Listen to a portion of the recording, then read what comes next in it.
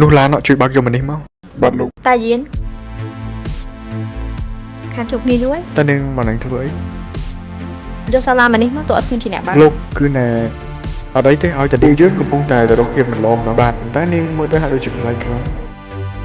តោះពីងាយពីលាក់ អូខេតែគឺសពអត់ថ្មអីណា ណែ អូខេតោះ មកអញជុំលេងហ្គេមខ្លះបានអត់ បងមិនងាយបានជប់5ថ្ងៃទេអាចឲ្យបងទូអារម្មណ៍ខ្លះបានអត់ អូនពេញស្អប់មកអញលេងហ្គេម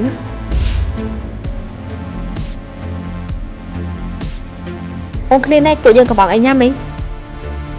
តាយានតែយប់នឹងចង់ញ៉ាំឆ្អឹងជំនីស្ងោរឬក៏ជៀន ធ្វើម្ហូបនំទៅបាំងធ្វើអីក៏បាំងម្ហូបមកពីក្រៅវាមិនស្រួលជាងទេ មកហូបកំបងពីច្រើនមិនស្អាតទេញ៉ាំនៅផ្ទះហើយល្អជាង គេខ្ញុំនិយាយថាម្ហូបពីខាងក្រៅអត់មានណាទេ តែវាងាយស្រួលជាង អូហេឡូលូលូមានកាយមែនអូខេអូខេការងារមានបញ្ហាអីហើយនេះអូនមានឲ្យពេលវេលាផ្ទាល់ខ្លួនមកខ្លះទេអូ នេះអូន នេះជុំឲ្យអូនចង់ទៅណា ទៅមួយបងប្អូនស្រីអូនជាងក្រៅអូខេ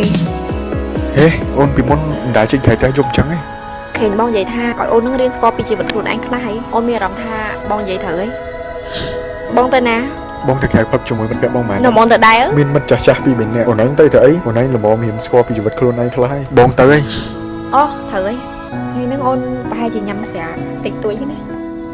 តើអូនឯងខ្លះទៅជាចឹងតាំងពីពេលណា ក្រោយពេលដែលយើងបែកគ្នាតើអូនជាអ្នកបើក មិនអីទេបងជិះតាក់ស៊ីទៅកងឡាន